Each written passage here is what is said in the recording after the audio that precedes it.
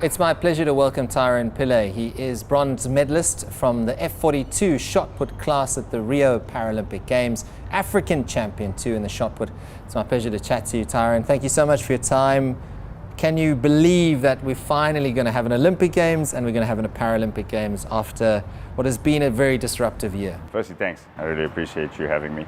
Yeah, it's been crazy. I think the last year and a half for all of us, nobody expected this to happen. I mean, even me, preparing so much for Tokyo, have that vision in your mind. But I suppose you got to expect the unexpected. You know, you got to prepare for all sorts of situations, and that's how I am. Focus on what I can control and not on what I can't.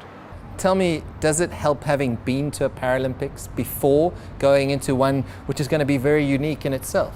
I don't think any experience is going to prepare you for this. You know, I've always said this to people, and I still say this to them. For me, I thrive off the crowd. I thrive off having that there. Not having it, I'm now having to practice as if the crowd is going to be there. So it's a totally different mindset. I think you have to learn that this is going to be a totally different games, but it's going to be a games that people are going to watch a lot more, I think, because of the fact of the social element behind it. So yeah, it's definitely going to be difficult and strange. You strike me as someone who exudes confidence and energy. Is that the right way to describe you, as someone who's quite confident in their own abilities and brings energy to any situation? Growing up as a kid, it was a lot harder. I got picked on a lot. I was bullied as a kid. I know you won't believe that when you see me now, but I was a little kid. So, I mean, people picked on me, called me names, wooden leg, pirate, freak, you know, those kind of things. And that hurt a lot, and that scarred me. And I lost a lot of confidence. And then I found an avenue that allowed me to be who I was, which is playing cricket. And that built my confidence up. That showed people, hey, you could do anything that you wanted to. And then I started asking myself a question. Why did this happen to me? And then I found the answer. It was to inspire and motivate people. And by that, the confidence started to come out. That's the true Tyrone came out. And I think that's my biggest thing, is that I found myself. What's next for you to conquer? You speak about conquering stuff. You've got a medal already. You've got an African title. What's left to conquer? What else do you want to conquer?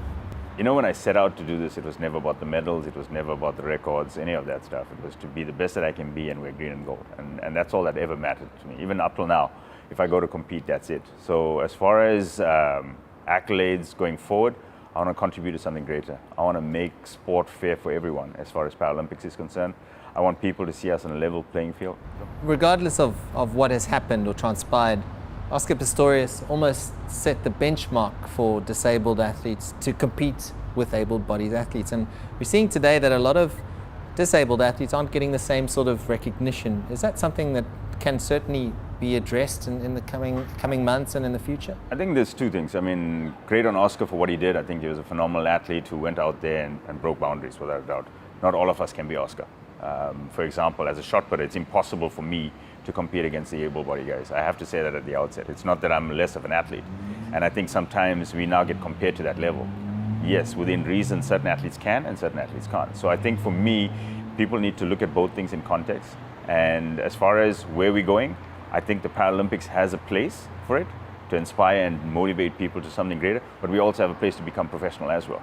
So I think we can find a really good ground here if we all work together towards a common goal. Is that something that you said you want to contribute to something bigger? Is that something you've identified or are looking at post your career? Because I imagine this would probably be your last Paralympics, potentially. I mean, I'm saying that now, and forgive me if I'm wrong, but you know, there's also like a point where you want to give back.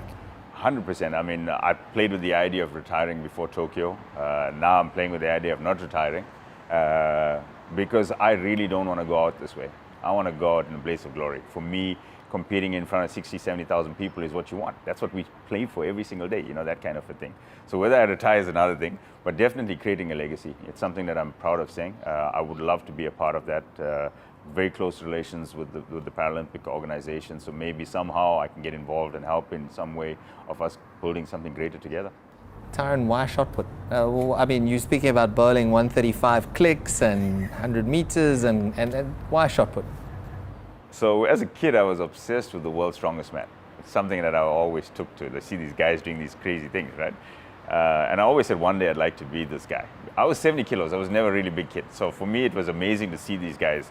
So then when I got this opportunity to do Paralympic sport, I figured, why not do something like that, where I can use my strength? Little did I realize how technical it was, not just physical strength, you know, that kind of thing. And now I think back at it, I should just sprint it. It would have been easier. Is it nice to know that you inspire people through your actions. And is it something that you maybe set out to do, is also give people hope?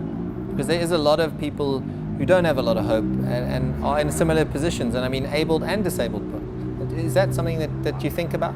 I love the fact that I inspire people. I got to be honest with you, it just drives me every single day, knowing that I can make a difference to someone. I come across somebody on a day-to-day basis where they ask me, can you help us? We have a kid who's missing a prosthetic, or needs a prosthetic, and I'm always willing to help and do it. And I believe I was put on this earth to do that, to make things better, make things right. And I love that fact. I love the fact that people see me that way. That means I'm doing some good in the world.